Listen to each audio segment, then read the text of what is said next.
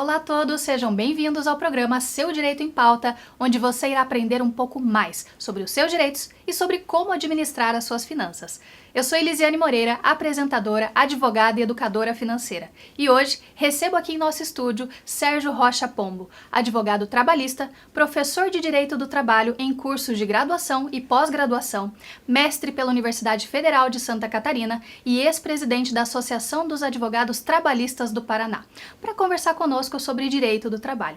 E você, tem alguma dúvida sobre esse tema? Seja muito bem-vindo, Sérgio. Uma honra tê-lo conosco aqui no programa hoje. Olá, Elisiane. A honra é toda minha. É um prazer estar aqui com você para a gente discutir um pouco, bater um papo sobre direito do trabalho. Muito bem-vindo. Bom, gostaria de começar o nosso programa lhe perguntando, Sérgio, o que é direito no trabalho no Brasil? O direito do trabalho hoje, ele é fundamental, né? Nós temos um país de dimensões gigantes, uma população de mais de 200 milhões, e o direito do trabalho é o que organiza tudo isso, né? É o que permeia tudo isso. A produção do país, ele advém do direito do trabalho. Se não houver regra trabalhista, não há país. Então, eu diria para você que com muito orgulho eu advogo há 30 anos no direito do trabalho e isso é o que faz a gente viver. Acordar todos os dias, ter os nossos compromissos, nossas obrigações, pagar as nossas contas, tudo isso permeado pelo direito do trabalho. Perfeito. Quais são os principais direitos trabalhistas garantidos por lei no Brasil que você destacaria para a gente? Olha, nós temos hoje a Constituição Federal e principalmente a CLT, que é a Consolidação das Leis do Trabalho, que traz todo o arcabouço jurídico. O que significa isso? Os direitos que tratam de férias, de jornada de trabalho, de justa causa, das obrigações do empregador para com o empregado e do empregado para com o empregador, formas de remuneração, tudo isso está previsto na nossa legislação. Então, eu diria que o direito do trabalho é muito amplo, mas muito amplo. Mas eu destacaria esses principais pontos. Perfeito.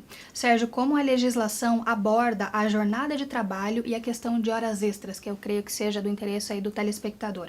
Quais são os limites e as regras aplicáveis ao trabalhador? Perfeito. Essa pergunta eu diria que é a mais importante aí de todas. Porque a jornada de trabalho é onde estabelece os limites do trabalho de cada trabalhador. Seja homem, seja mulher, seja menor. A jornada de trabalho, ela tem um duplo efeito. O efeito de fazer com que o empregado cumpra as expectativas do empregador, mas também ela tem um limite no que diz respeito à segurança e medicina do trabalho. Elisiane, se nós tivermos um profissional que trabalha além do limite da exaustão, nós teremos um acidente de trabalho. Sim. Nós teremos um empregado doente. Nós teremos alguém que está sujeito a cometer falhas. Então, esse ponto ele é fundamental.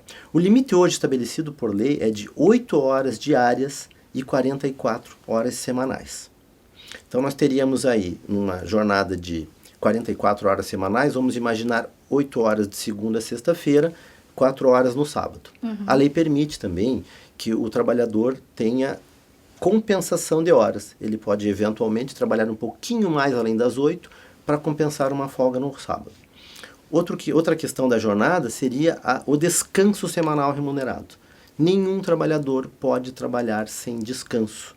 Então, a cada 6 dias trabalhados, o empregado tem que ter um dia inteiro de folga, 24 horas de folga. E dentro da jornada de trabalho, nós teríamos então um intervalo, que tem que ser de no mínimo 1 hora e no máximo 2 horas. Perfeito, pontos extremamente importantes aqui para o trabalhador. Agora, em relação ao vínculo desse trabalhador, o vínculo empregatício, em que situações um trabalhador pode ser considerado como funcionário terceirizado? Quais são as implicações legais disso? Nós tivemos há alguns anos uma mudança na legislação que foi chamado de reforma trabalhista. Com a reforma trabalhista, passou-se a permitir a terceirização, que até pouco tempo era proibida, permitida apenas em alguns casos muito específicos. Com a reforma trabalhista, tornou-se possível qualquer empresa terceirizar até mesmo o núcleo da sua atividade empresarial.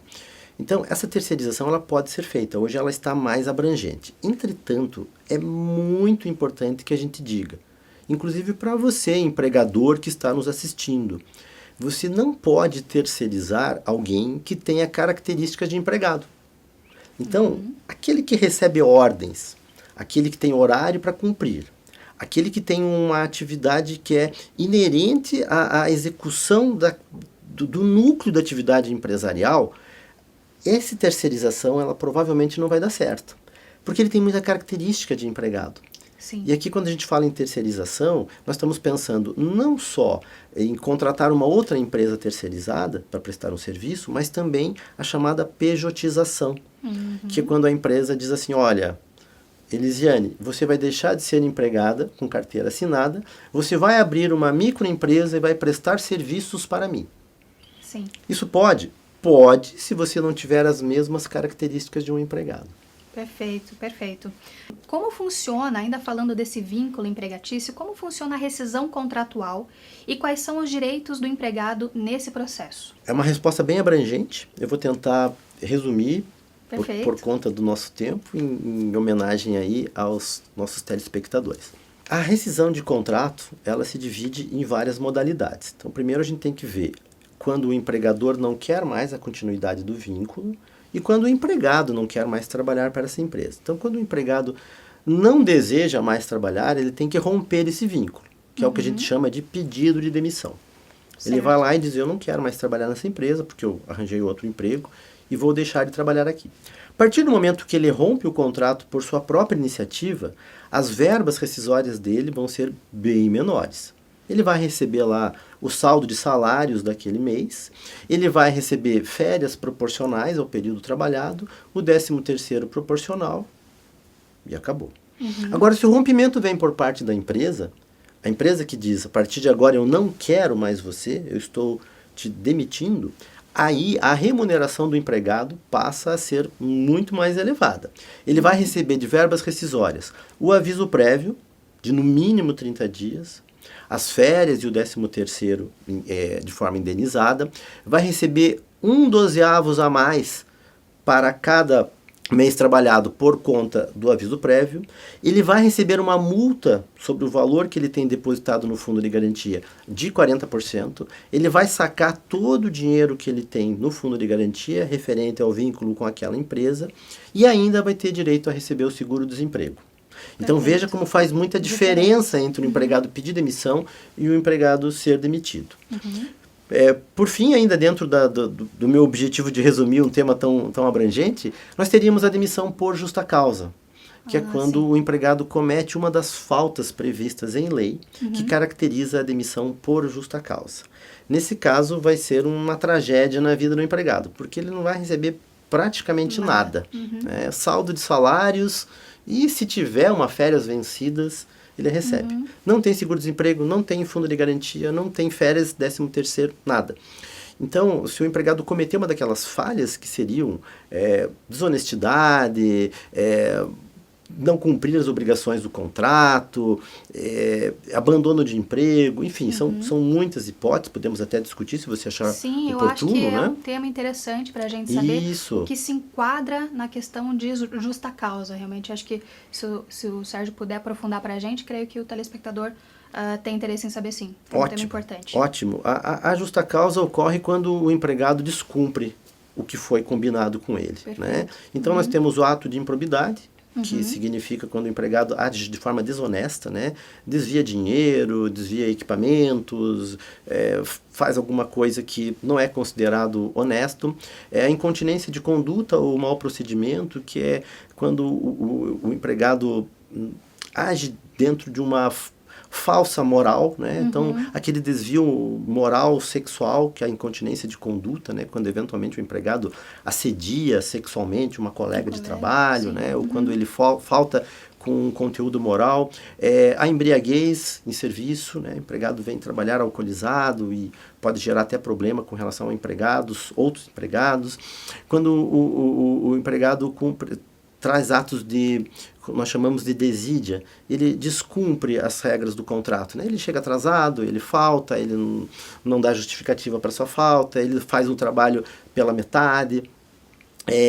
práticas de jogos de azar dentro do ambiente de trabalho, quando o empregado agride fisicamente ou moralmente um colega de trabalho ou o seu próprio empregador, e por aí vai. É muita coisa, envolve até atos de terrorismo, né? Coisas que é raro de acontecer, mas em rápidas palavras é mais ou menos essas as hipóteses da justa causa. Perfeito. E ao longo dessa resposta, o Sérgio comentou pra gente sobre essa questão de assédio moral, né, ou assédio sexual. O que caracteriza, Sérgio, assédio moral no ambiente de trabalho e quais são os recursos legais disponíveis para as vítimas? Lisiane, eu diria para você que hoje o tema mais atual em direito do trabalho é esse. Perfeito. Sua pergunta é muito oportuna. Quando eu digo hoje, é hoje, 2023, início de 2024, legislação bombando, me permita essa expressão, claro, né? Bombando a respeito disso. Nós temos uma preocupação intensa em relação ao meio ambiente de trabalho. Acabou aquela época em que o empregado era humilhado, era constrangido, era explorado, bullying, né? As mulheres, principalmente vítimas do assédio sexual, que não tem, né? Problema de depressão, alcoolismo e coisas que levavam até ao suicídio. Sim. A legislação hoje e a justiça está muito focada nessa questão. O que vem a ser o assédio moral? O assédio moral é quando a empresa acaba abusando da forma de se relacionar com o trabalhador. Seja exigindo o cumprimento da obrigação contratual de forma grosseira, de forma agressiva, de forma humilhante. Aqui eu faço uma ressalva, até o empregador que está me ouvindo. Você tem o direito de exigir do trabalhador que ele cumpra a obrigação do contrato. Você paga o salário, tem direito de exigir. Mas a forma de exigir é que está. Sim. Você não pode humilhar o empregado, constranger, aquelas dinâmicas, não sei se você acompanhou na televisão durante muito tempo, aquelas dinâmicas, olha, vamos ver qual é o vendedor que se sai melhor, né? E aquele que se saía pior, ele tinha que pagar alguma tarefa, como um castigo. Essas listas, Sérgio, essas listas de ranking de vendedores, quando cabe, perfeito, configura assédio moral também. Configura assédio moral, exatamente, onde você expõe lá o melhor colocado e o último colocado em letra vermelha. Isso é uma característica da evidência do assédio moral. Nós temos também o assédio quando a empresa muitas vezes quer fazer com que o empregado se sinta constrangido para pedir demissão. Então a empresa não está feliz com o empregado, mas não quer pagar a demissão sem justa causa, que nós acabamos de dizer que ela é cara. Sim. Né? E aí ela faz com que o empregado se sinta humilhado, ofendido, constrangido para fazê-lo pedir demissão.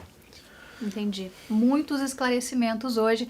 Olha, a nossa conversa está realmente muito boa, repleta de informações extremamente importantes e atuais. A repórter Isabelle Almeida, ela conversou, foi até as ruas e conversou com algumas pessoas sobre as principais dúvidas que surgem quando o assunto é direito do trabalho. É no próximo bloco, o programa Seu Direito em Pauta já volta.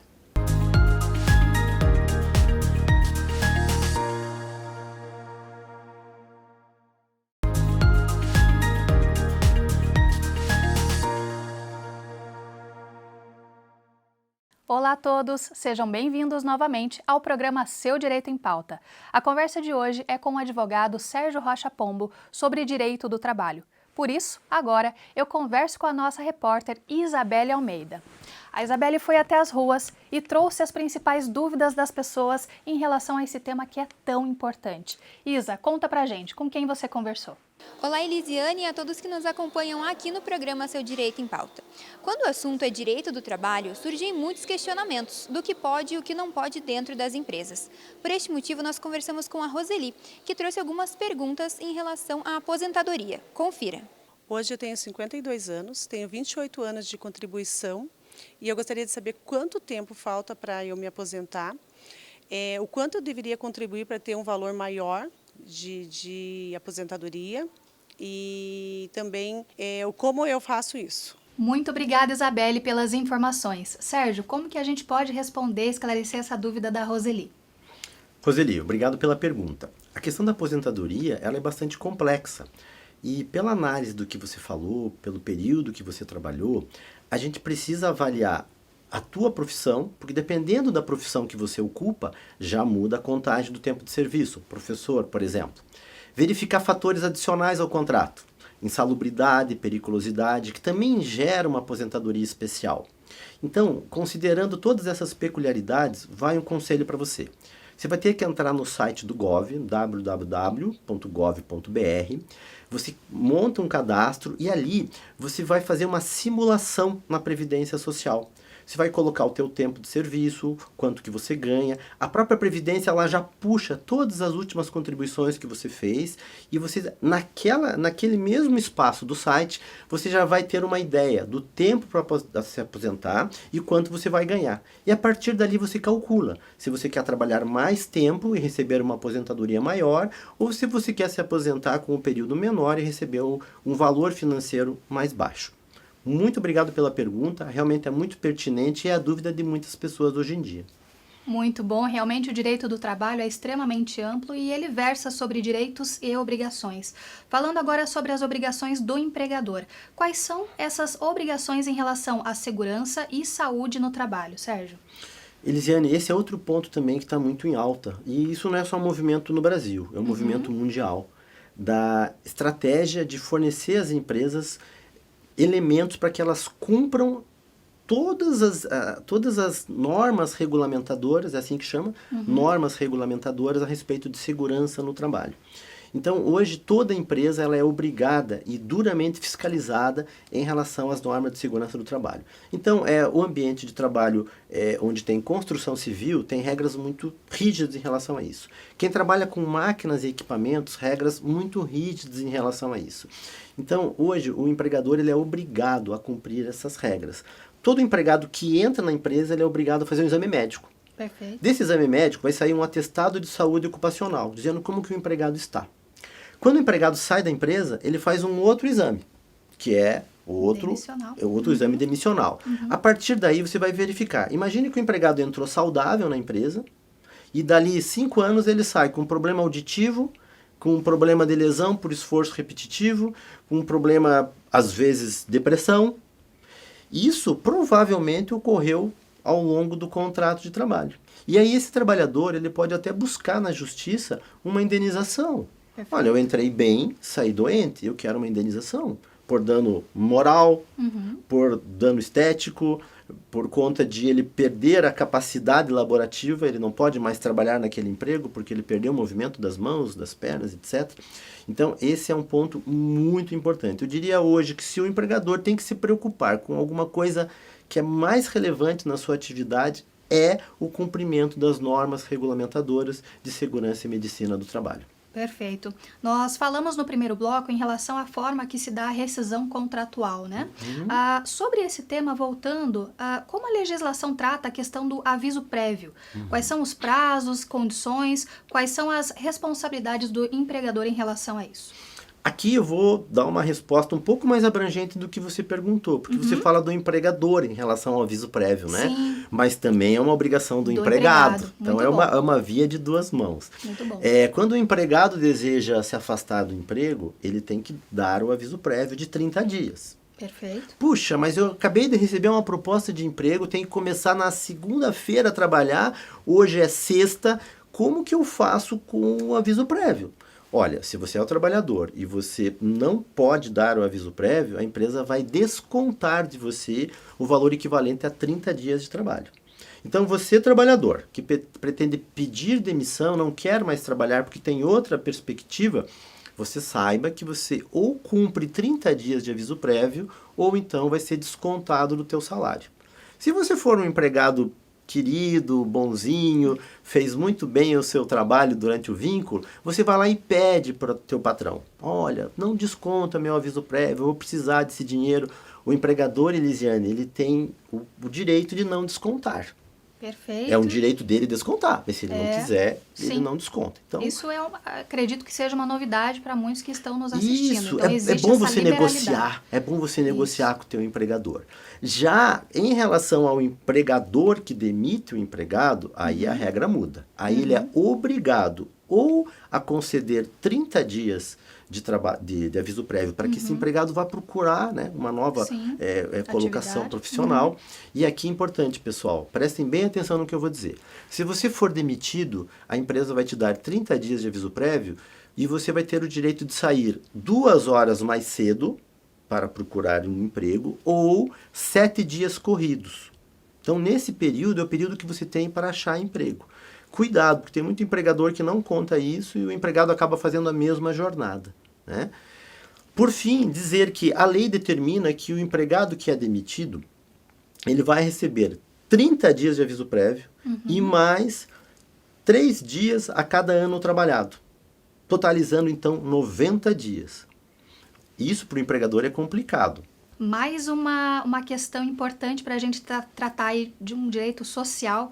Quais são os direitos dos trabalhadores em relação ao Fundo de Garantia do Tempo de Serviço, o FGTS? Fala um pouquinho para a gente, Sérgio. O FGTS, ele é um compromisso que o empregador tem de todo mês pegar 8% do salário do empregado, salário e mais outras obrigações que ele receber, como horas extras, descanso semanal remunerado, comissões. O empregador pega esse bolo de remuneração, calcula 8% sobre isso e deposita numa conta. Essa conta ela vai ficar rendendo juros, correção monetária, até o momento que esse empregado for demitido. Quando ele for demitido, ele saca esse valor. Aqui é importante que o nosso ouvinte ele tenha consciência que o fundo de garantia ele não é um desconto. Eu já vi muita gente falar, mas eu tenho que pagar INSS, eu tenho que pagar imposto de renda, tenho que pagar fundo de garantia. Não. Fundo de garantia não é um desconto, é um crédito que o empregado ganha mensalmente, mas ele não pode botar a mão nesse dinheiro, só quando ele for dispensado. Ou nas hipóteses que a lei permite, que é o caso de doenças graves, né, como câncer, como AIDS, como outras situações que são realmente graves, o trabalhador pode sacar esse dinheiro. Ou em caso de aposentadoria, onde ele, concluindo todo o seu período laboral, ele concede a aposentadoria para ele, ele pega essa carta de concessão do benefício e pode sacar tudo que ele recebeu de fundo de garantia durante a vida inteira. Perfeito. Sérgio, o trabalhador tem como se resguardar em relação a essa ausência de pagamento por parte do empregador? Ótimo. Perfeita essa pergunta. Porque o empregado ele tem que fiscalizar se o empregador deposita ou não. Não tem como ele saber, né? Porque não é como o salário que vem direto na conta dele do banco. Perfeito. Esse é um depósito que faz. O que eu sugiro? O empregador, ele abaixa o aplicativo do Fundo de Garantia, né, no seu celular, ou quem quiser pode ir na própria internet, e ali ele vai acompanhando o pagamento desse FGTS. A correção, juros, e assim ele fiscaliza para ver se tá em ordem, se está em dia. Ele consegue fazer esse acompanhamento do saldo mês a mês. Consegue, para não ter uma frustração ali posterior. Muito bom. Sérgio, quais são os principais pontos a serem observados ao elaborar um contrato de trabalho? Aqui esse tema contrato de trabalho ele é muito interessante porque a lei não obriga. A relação de emprego ela inicia com a prestação de serviço. O empregado começou a prestar serviço, o empregador já é obrigado a pagar o salário e ninguém fala em contrato de trabalho. Sim. Inclusive, várias pessoas já me perguntaram, mas precisa contrato de trabalho? Já tem a carteira assinada, por que eu vou ter um contrato de trabalho? Mas é no contrato que você estabelece aquilo que você pretende do teu empregado e aquilo que o empregado também pretende do empregador, né? Então, eu diria, faça sempre um contrato de trabalho. Por exemplo, se você está contratando, você é empregador que está aqui me ouvindo, você tá contratando um empregado comissionado. Bom, então você vai ter que estabelecer o quanto que ele vai ganhar de salário fixo e quanto que ele vai ganhar de comissão. Ah, mas eu não quero pagar salário fixo, quero pagar só comissão. Ok, então você coloca isso no contrato. Precisa fazer contrato de experiência? Não sei, você é que decide. Você é empregador, quer fazer contrato de experiência? Quero. Então você vai ter que constar uma cláusula que é um contrato de experiência. Quanto tempo que é? No máximo 90 dias. Ah, mas 90 é muito. Então, faz de 45, renova por mais 45. E assim, o contrato ele vai estipulando isso. Tem também a Lei Geral de Proteção de Dados, que obriga a esses dados serem mantidos de forma sigilosa. Isso tudo vai no contrato. Então, Elisiane, eu gostei muito da tua pergunta, porque as pessoas desprezam o contrato. Sim. Existe uma ideia no Brasil de que anotou a carteira, tá tudo certo. É suficiente, Tá, mas e o não resto? é bem assim. E o resto? Perfeito. Existem liberalidades e existem condições a serem listadas aí nesse contrato de trabalho que se faz muito importante, portanto, né? Sérgio, como a legislação trata as férias dos trabalhadores? Existem regras específicas que devem ser seguidas? A questão das férias, ela é muito importante porque as férias fazem com que o trabalhador, ele renove as energias para continuar mais um ano. A lei determina que o empregado, para ter direito às férias, ele tem que cumprir 12 meses de trabalho. Então é o que a gente chama de período aquisitivo. Período que o empregado trabalha, 12 meses depois ele adquire o direito às férias. Muito bem, passou 12 meses, ele pode ir na mesa do empregador e dizer, eu quero minhas férias? Não, porque o empregador ele tem 12 meses para conceder as férias. Então o trabalhador tem 12 meses para adquirir o direito e o empregador tem 12 meses para conceder as férias. Quem escolhe essa data? O empregador. O empregador é que vai dizer, importante. Você, Elisiane, vai tirar férias no dia 1º de março a 30 de março. Tá? Perfeito. É uma prerrogativa dele. As férias são de 30 dias. Hoje, a legislação pós-reforma trabalhista, ela permite que esses 30 dias sejam fracionados em até três períodos. Né? E também o empregado tem o direito, atenção, é um direito teu, empregado, de dizer, eu quero vender do meu período de férias, dos 30 dias que eu tenho direito, eu quero vender 10 dias, quero receber isso em dinheiro. As empresas não falam isso para os empregados, mas é um direito deles. Tá? Eles é que vão dizer, eu quero ou não quero. Quero descansar 30 dias corridos. Ótimo. Vai receber o teu salário com mais 1/3. Dentro das férias você recebe 1/3 a mais de salário. O empregado diz, não, eu estou precisando de dinheiro, então eu quero pegar desses 30 dias, vou gozar apenas 20 dias de férias com mais 1/3, e os outros 10 dias com mais 1/3 eu quero receber em dinheiro. Isso é muito importante, as pessoas não sabem. Para finalizar o tema férias, que é gigante, eu tenho que dizer para os trabalhadores que me ouvem aqui que a quantidade de faltas elas vão interferir no gozo das férias. Perfeito. Então, se você tiver até 5 faltas no teu período de aquisitivo, você vai gozar 30 dias de férias. Se você tiver 6 faltas, você já não vai gozar 30 dias. Você vai gozar 24, 18, 12 e até mesmo pode não gozar nada de férias se você tiver mais de 32 faltas sem justificativa. Perfeito, informações muito importantes sendo esclarecidas aí no dia de hoje. Obrigada, Sérgio, por conversar conosco sobre esses temas tão importantes, tão relevantes aí ao trabalhador. Quero agradecer também aos nossos apoiadores Off Home Design com esse mobiliário maravilhoso e a MB at Home Decorações com a delicadeza desses objetos de decoração.